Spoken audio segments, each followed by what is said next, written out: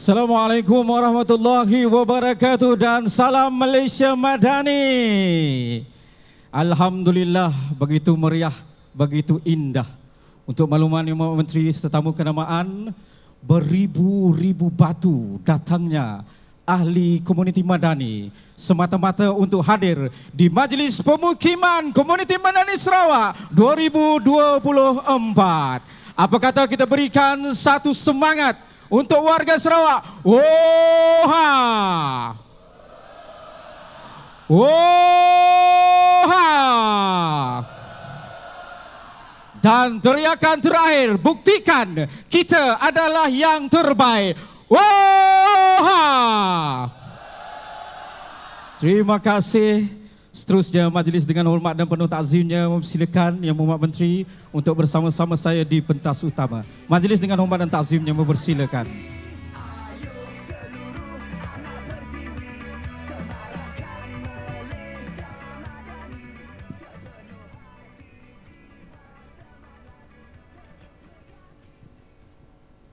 Baiklah, bismillahirrahmanirrahim. Sekali lagi terima kasih kepada Yang Mohd Menteri, orangnya segak bergaya. Jadi kalau saya Syahrul, berbangsa Melanau, kami Yang Mohd Menteri ada satu kata-kata. Kami biasa sebut munda telau sai agai. Maksudnya dalam bahasa Melayu Sarawak, tu kita kelakar Sarawak sikit Yang Mohd Menteri ya. Mun si kita siapa lagi? Dalam bahasa Melayunya, kalau tidak kita, siapa lagi? Inilah maksudnya semangat yang ditunjukkan oleh ahli-ahli komuniti. Kalau bukan kita sebenarnya, siapa lagi yang nak memberikan satu bentuk momentum perubahan kepada masyarakat secara umum. Jadi untuk memendekkan cerita, terlebih dahulu kita tanya kabar dulu kepada Yang Mohd Menteri. Dah berulang kali datang ke Sarawak. Bagaimana rasa dan keindahan pada pandangan Yang Mohd Menteri Sarawak ni? Silakan. Terima kasih. Bismillahirrahmanirrahim. Assalamualaikum warahmatullahi wabarakatuh. Salam sejahtera, salam Malaysia Madani, salam Sarawak Maju Jaya. Apa khabar semua? Terima kasihlah, saya sangat teruja sebab setiap kali saya datang, memang dari segi penerimaan tu sangat-sangat baik dan saya sangat terharu sebab yang datang pada hari ini mewakili 246 komuniti Madani di seluruh negeri Sarawak. Seluruh. Dari Kuching ke Kapit, ke Lawas, ke Baram, semua ada wakil daripada setiap komuniti Madani. Jadi saya sangat-sangat teruja, sangat-sangat gembira. Untuk Yang Mohd, untuk makluman Yang Mohd Menteri, ada yang perjalanannya 15 jam, ada yang 2 hari. Tetapi semangat ahli komuniti ni, kalau macam semalam, walaupun dah datang pukul 6, pukul 7, boleh datang lagi ke Investa kata ni. Itulah semangat sebenarnya yang kita sangat hargai kepada ahli-ahli komuniti. Jadi dalam membicarakan acara kita pada pagi ini, mungkin Yang Mohd Menteri boleh memberikan sedikit pandangan. Kita buka acara kita ini dengan landscape komunikasi sekarang ini yang mungkin berbeza berbanding pada zaman-zaman kita lah. Zaman kita macam sama saja. Zaman kita. Jadi mungkin Yang Mohd Menteri boleh berikan secara sepintas lalu landscape komunikasi hari ini yang boleh dilaksana ataupun diterjemahkan oleh ahli komuniti. Silakan Yang Mohd Menteri. Terima kasih. Jadi kita semua tahu satu ketika dulu mungkin untuk berkomunikasi dia akan makan masa yang lama, internet tak laju. Tapi kalau nak dibandingkan, sejak kita luluskan, contoh, kita luluskan aplikasi penggunaan peranti Starlink, banyak kawasan di Sarawak dapat manfaatkan kemudahan. Kalau nak beli peralatan tu, satu nak tunggu menara lama, nak tunggu syarikat telco masuk pun lama. Tapi saya tahu kalau di Baram contohnya ada cikgu-cikgu yang telah berusaha sendiri mendapatkan peranti-peranti Starlink dan dalam masa yang sangat singkat mereka mendapat internet yang cukup laju, 300 Mbps, lagi laju daripada setengah-setengah tempat di Kuching. Jadi keadaan komunikasi hari ini jauh berbeza. Dan bila kita ada cara berkomunikasi yang lebih pantas, yang lebih meluas, kita juga perlu lebih berhati-hati sebab bila kita buka, dia sama macam kita buka jalan raya lah. Yang boleh datang masuk tu ada yang baik, ada yang buruk. Ada yang nak membantu, ada yang nak curi duit kita. Jadi harapan saya komuniti madani boleh menjadi pembawa berita-berita gembira kepada komuniti setempat, usaha kerajaan negeri, kerajaan persekutuan untuk membantu rakyat. Ini harapan saya. Itulah sebabnya saya minta Puan Julina, Ketua Pengarah Jabatan Penerangan Malaysia untuk susun supaya kita adakan pemukiman semua komuniti madani mengikut zon supaya satu, kita dapat bersua muka. Mungkin sebelum ni kita dah serahkan watikah kepada beberapa, tapi bila dapat dikumpulkan, maka ini dapat memudahkan. Satu, rakan-rakan semua, tuan-tuan, puan-puan semua, kita dapat bertemu lah. Kedua, kalau ada maklumat yang nak disampaikan terus kepada menteri, boleh, dan saya sedia untuk membantu. Dan yang ketiga, saya harap bila tuan-tuan puan-puan pulang ke kampung halaman masing-masing, boleh bawa sedikit maklumat supaya ramai lagi yang boleh manfaatkan. Saya bagi contoh, satu perkara yang saya harap ramai dapat manfaatkan iaitu program Sejati Madani. Saya nak semak, siapa di sini tahu program Sejati Madani? Sila angkat tangan. Oh, tak ramai ya, tak ramai. Program Sejati Madani ni saya kena minta Japan Sarawak, kita kena teliti ya. Sejati Madani adalah program di bawah kerajaan pusat, kerajaan persekutuan, yang mana kerajaan menyediakan dana sehingga RM100,000, duit free, duit percuma untuk bangunkan ekonomi setempat. Komuniti madani boleh mohon. Tuan-tuan puan-puan tahu tak perkara ni? Tak tahu. Oh. Tahu. Kalau tahu, sudah dapat. Sudah dapat. Ada yang dah dapat. Tapi bukan semua komuniti yang tahu, betul? Jadi maksudnya, ini satu lagi aspek. Kalau ada di kalangan kita yang mendapat perkara baik, jangan simpan pada diri kita saja. Kita kena share dengan yang lain. Kenapa? Tahun ini kerajaan pusat menyediakan peruntukan RM1 bilion untuk membantu bukan komuniti madani saja, tapi di seluruh negara untuk tingkatkan pendapatan ekonomi setempat. Apa contoh-contoh aktiviti, program ataupun yang telah digunakan, yang telah memanfaatkan program Sejati Madani? Ada setengah tempat mereka beli drone. Mereka beli drone, lepas tu drone itu diguna untuk tabur baja dan disewakan kepada mana-mana syarikat yang nak menggunakan drone. Ada setengah tempat dia beli bot. Dengan bot tu dia boleh sewakan kepada pelancong ataupun kepada orang lain. Ada setengah tempat dia gunakan duit itu untuk mengajar kelas jahitan supaya ada manfaat kepada rakyat, kepada penduduk setempat, dan mereka boleh jana pendapatan. Maklumat program seperti ini, komuniti madani seluruh negara wajib tahu dan perlu apply, perlu mohon. Bukan sahaja mohon, kita wajar sampaikan kepada kawan-kawan kita yang lain, supaya tak kiralah di Kapit, di Lawas, di Santubong, di Batang Lupa, di mana-mana saja. Perlu tahu maklumat ini supaya lebih ramai yang dapat manfaatkan. Tahun ini, walaupun diperuntukkan 1 bilion, tapi yang dah manfaatkan mungkin dalam 640 juta ringgit. Setakat yang saya tahulah. Jadi belum habis. Tapi saya rasa Datuk Fauzi dia dah tutup dah kan? Dah tutup dah ke? Cik Najmi dah.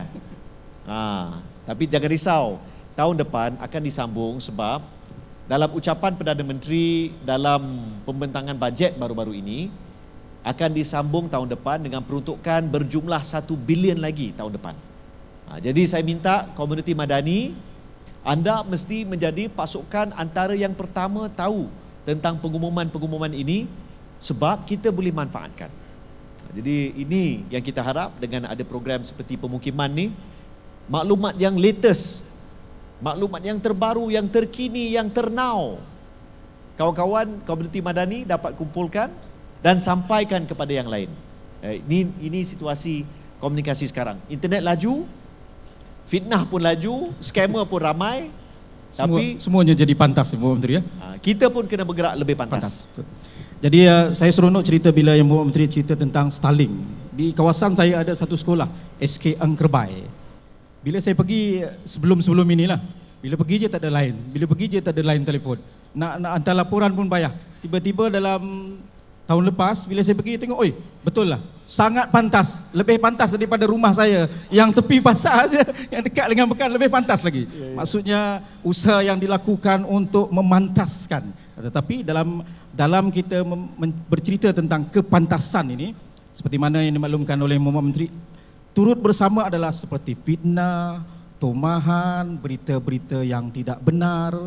Tetapi dalam kita melihat ataupun merasa kehadiran benda-benda seperti ini, mungkin Yang Muhammad Menteri boleh memberikan satu tunjuk cara kepada ahli komuniti bagaimana untuk kita tidak meminggirkan sebenarnya Yang Muhammad Menteri ya, kaedah konvensional, tetapi bagaimana kepantasan teknologi ini dapat kita gunakan selain daripada berkongsi untuk kita memastikan bahawa maklumat yang kita terima di media yang begitu luas ini sahih dan boleh digunakan pakai dan seterusnya kita kongsikan bersama masyarakat sekitar. Mungkin Muhammad Menteri boleh berikan ulasan. Satu medan yang selalu digunakan masyarakat di negara kita, tapi medan ini juga sering disalahgunakan untuk menyebar maklumat tidak benar, ialah WhatsApp. WhatsApp ni dalam grup-grup komuniti, taman, grup-grup masjid, surau, rukun tetangga, grup-grup rumah panjang, kadang-kadang maklumat yang sampai itu betul, kadang-kadang tidak dapat kita sahkan kebenarannya. Saya harap kawan-kawan dalam komuniti madani, kita jangan pertama terlalu mudah menganggap satu berita itu betul. Apakah cara terbaik?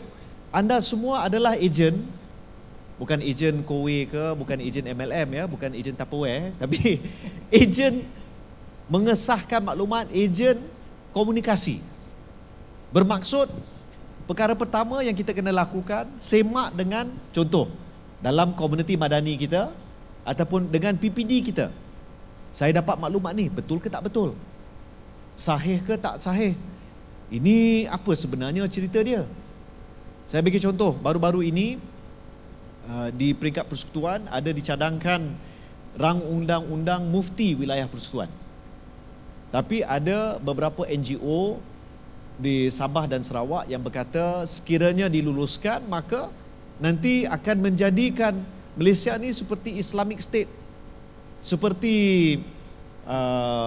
bukan negara Islam tapi seperti Afghanistan ataupun dulu-dululah. Tapi masalahnya akta tu hanya terpakai untuk mufti di wilayah persekutuan Kuala Lumpur, Putrajaya dan Labuan. Tak terpakai kepada seluruh negara. Itu pertama. Jadi bila dilaporkan, pertama kita kena sahkan maklumat tu, berita tu betul tak betul.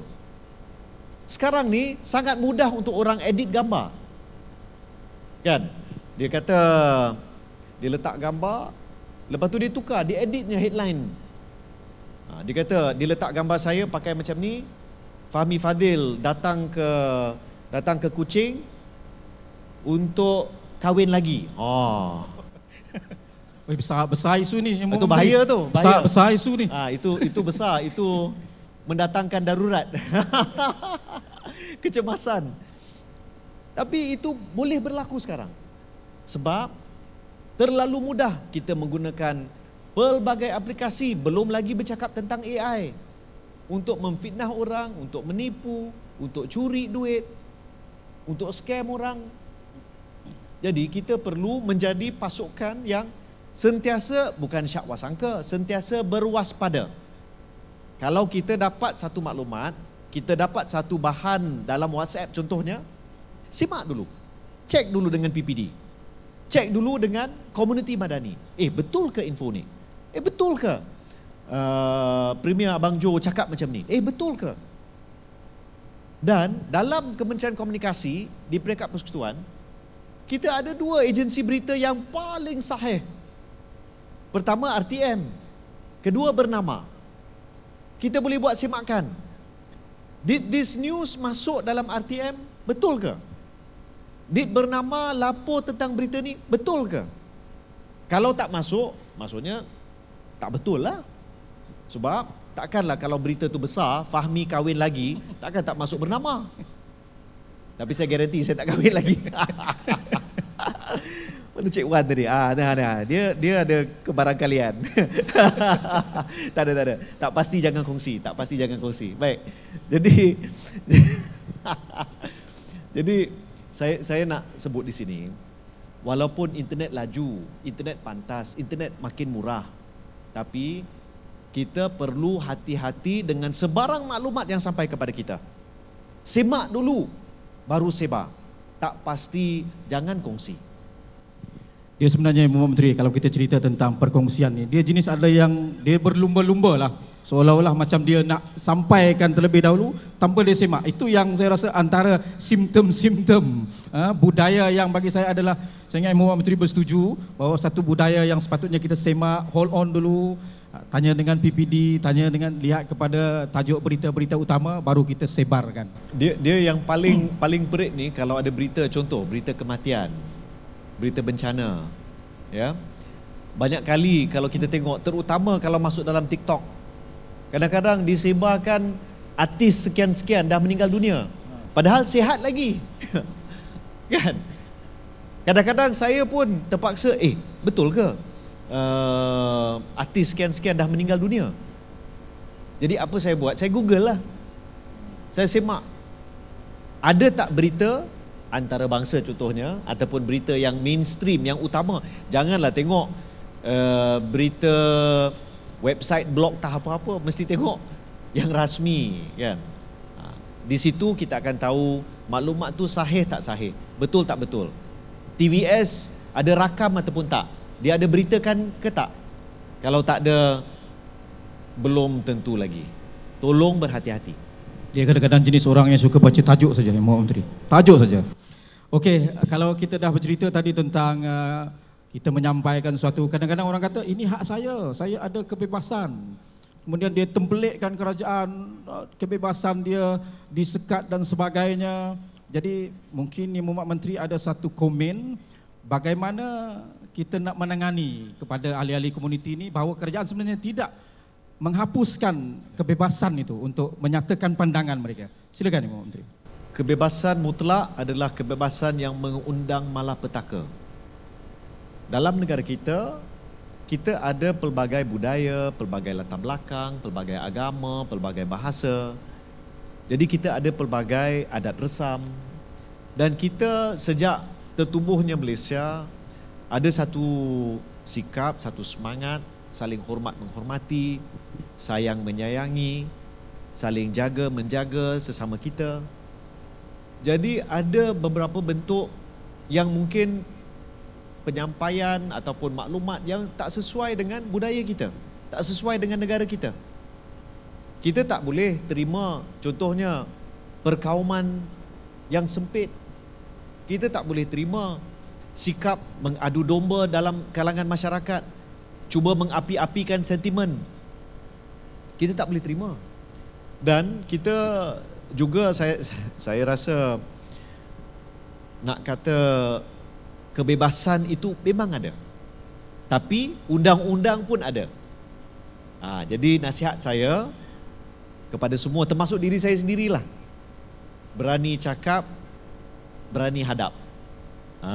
Maksudnya sekiranya kita ada nak menyampaikan sesuatu, pertama kita kena faham apakah kesan undang-undang kepada diri kita.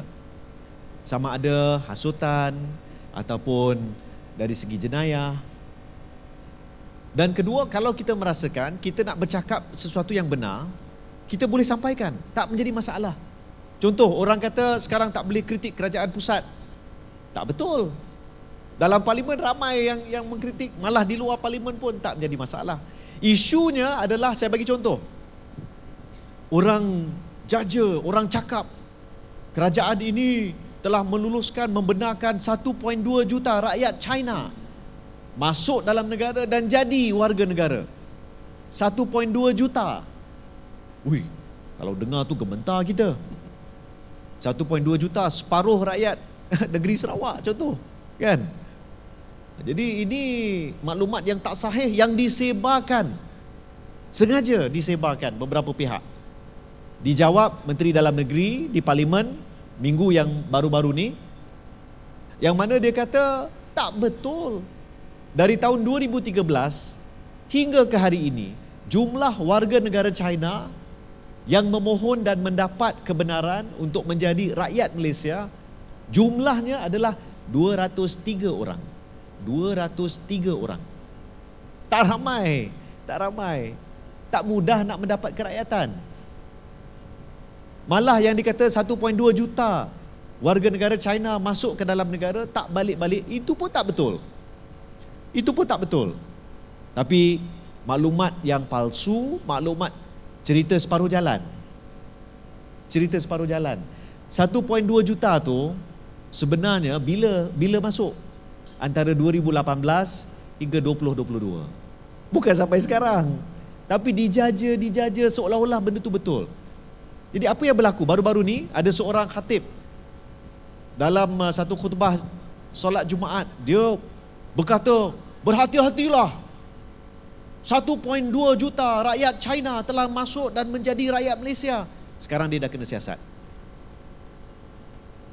Dia ada kebebasan untuk bercakap macam tu, tapi dia tak ada kebebasan untuk memfitnah, terutama perkara-perkara yang boleh mengapi-apikan sentimen. Tak boleh dibenarkan. Kita hidup rukun, aman, damai. Kita kena hormat, menghormati sesama kita. Kita ada undang-undang. Mana-mana negara pun, di situ bumi dipijak, di situlah langit dijunjung. Maksudnya ada adat resam, ada undang-undang, kita kena patuh, kita kena hormat. Sebagai warga negara, sebagai rakyat Malaysia, ada undang-undang, ya, dan jangan, kita ada hak. Cuma saya perlu maklumkan kepada semua bahawa bermula 1 Januari 2025, untuk menangani masalah jenayah dalam talian, online crime, kerajaan telah memutuskan kita akan melesenkan platform media sosial. Rakyat Malaysia tak payah apply lesen apa-apa. Dia bukan macam dulu-dulu kena apply lesen TV. Tak, bukan. Ini adalah hanya untuk syarikat-syarikat seperti Facebook, Instagram. Dia kena apply, dia kena dapatkan lesen. Kenapa? Saya bagi tahu tuan-tuan puan-puan, baru-baru ni kita buat semakan. Ada grup-grup dalam Facebook, dalam Instagram, dalam Telegram yang meletakkan gambar kanak-kanak perempuan sekolah yang dijadikan bahan seksual. Kumpulan-kumpulan pedofil. Kita dah kenal pasti 101 grup. Setakat pagi tadi saya tengok 101 grup pedofil. Ada satu grup tu saya tengok, namanya pun sangat-sangat jelek, sangat-sangat busuk lah kata. Dalam grup tu ada 34,000 orang, 34,000. Jadi kita tak boleh benarkan platform-platform ini membolehkan pedofil, mereka pelaku-pelaku jenayah seksual terhadap kanak-kanak ini berleluasa. Tak boleh benarkan. Jadi keputusan kita tepat, iaitu kita akan lesenkan platform-platform. Bila dah dilesenkan, mereka tertakluk kepada undang-undang kita. Kita tak benarkan scam, kita tak benarkan bully cyber, kita tak benarkan jenayah seksual terhadap kanak-kanak terutamanya. Dan platform-platform ini wajib mengambil tindakan proaktif untuk turunkan kandungan. Tuan-tuan puan-puan nak tahu tak? Saya panggil Meta. Dia Mat Saleh, duduk dekat Singapore. Dia datang jumpa saya. Saya marah dia, how can you allow all of these pedophile groups dalam Facebook? Dia tersengih. Oh, we're taking action. Grup-grup ni dah hidup dekat Facebook ni 4 tahun. Sekarang baru dia nak take action. Action betul lah Facebook. Jadi keputusan kerajaan, kita ada hak untuk bersuara. Tapi ada batas-batas sebab Malaysia ni adalah negara yang rencam, pelbagai, dan kita perlu hormat menghormati di samping menjaga ketertiban, menjaga keselamatan dan keamanan dalam negara kita. Jadi Mohd Menteri, kalau kita lihat daripada apa yang diperkatakan, betul lah, kalau kita nak bebas, kita akan menggadaikan nilai kehidupan masyarakat kita, keharmonian yang telah sekian lama yang menjadi identiti kepada masyarakat di negara ini. Jadi sikap toleransi itu, kalau istilah yang kami selalu guna, bertolak ansur, kalau tidak beransur-ansur kita ditolak.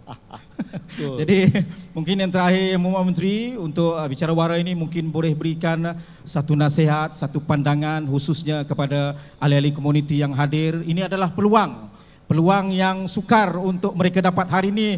Bak kata orang Sarawak, hidup-hidup lalu lihat muka yang Mohd Menteri. Maksudnya dia nampak secara live. Kalau biasa tengok dalam TV saja. Mungkin ada nasihat, ada pandangan, ada cadangan untuk memperkasakan lagi komuniti madani di Sarawak ini. Silakan Mohd Menteri. Isu peruntukan. Ramai yang selalu bangkitkan isu peruntukan. Ya, betul ke? Cukup tak cukup peruntukan? Dah agak dah. Baik. Okey. Jadi setelah mendapat maklum balas dari rakan-rakan di Sabah, di Sarawak, di Semenanjung tentang satu, kita nak komuniti madani bergerak dengan baik. Kita nak komuniti madani boleh melaksanakan aktiviti, program-program dengan lebih lancar, dengan lebih mudah. Bukan semua tempat ada syarikat-syarikat, vendor-vendor yang boleh buat e-perolehan. Kalau di Kuching mungkin mudah. Kalau di Miri, di Sibu mungkin mudah. Tapi kalau di tempat-tempat lain tak begitu mudah. Dan kadang-kadang kita nak buat program, bukan program yang besar. Mungkin kita nak duduk di kedai kopi, ya, kita nak makan-makan, minum petang sikit. Ya, jadi belanjanya mungkin tak besar. Jadi saya dah ambil pandangan semua dan saya dah bincang dengan Datuk KSU dan juga dengan Puan KP. Kita akan mula mempermudah beberapa perkara, termasuk isu-isu kita sedang pertimbang untuk lihat pertama dari segi performance. Kita sebelum ni menetapkan sekurang-kurangnya 5 program. Setiap komuniti setahun sekurang-kurangnya 5 program. Tapi masa yang sama kita nak permudahkan supaya, contoh, komuniti madani nak mohon daripada ahli parlimen ataupun daripada ADUN. Itu sekarang ni dipermudah. Boleh mohon. Dan yang penting, bila terima dana, kita kena ingat satu perkara. Di peringkat parlimen kita dah putuskan, ketua audit negara dia boleh masuk ke dalam mana-mana organisasi yang mana menerima dana awam, termasuklah komuniti-komuniti madani. Jadi ada dari segi semak imbang, kita boleh pastikan dana tu digunakan dengan baik. Jadi ada beberapa mekanisme sedang kita perincikan. Nanti sila berhubung dengan PPD masing-masing untuk dapatkan latest information. Ya, dan kita boleh, ya, ahli-ahli parlimen, adun-adun boleh menyalurkan peruntukan, dan komuniti-komuniti madani juga boleh mohon, contoh daripada syarikat-syarikat korporat untuk jalankan aktiviti-aktiviti komuniti di tempat masing-masing. Jadi kita akan permudahkan, dan saya minta supaya program pemukiman ni diadakan sekurang-kurangnya setahun sekali, tapi tak semestinya di Kuching. Kita boleh pergi ke tempat-tempat yang bersesuaian supaya kawan-kawan semua dapat lihat.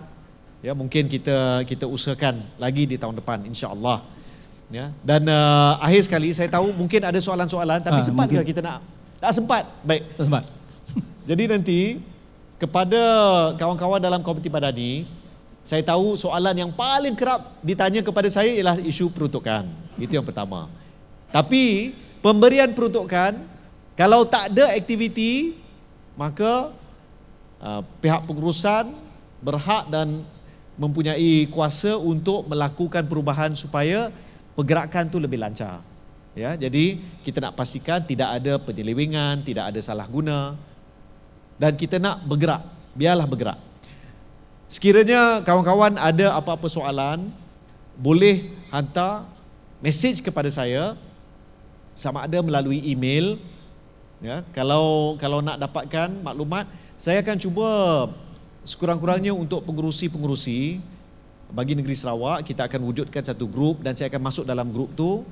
Ya, jadi boleh disampaikan maklumat dan saya boleh jawab. Saya bukan phone sekarang lah, sekarang tengah dalam program, tapi saya akan cuba untuk jawab sendiri. Ya, insya-Allah. Jadi sekali lagi kita berikan tepukan paling gemuruh kepada Yang Menteri. Terima kasih Yang Muhammad Fahmi Fadil atas kesudian. Ini merupakan satu yang saya tak pernah jangka lah, untuk bersama dengan Yang Menteri di pentas seperti ini untuk membicarakan isu-isu yang berkaitan dengan komuniti Melayu. Sekali lagi terima kasih kepada Yang Menteri. Mohon Yang Menteri untuk terus kekal di pentas untuk acara seterusnya. Terima kasih Yang Menteri.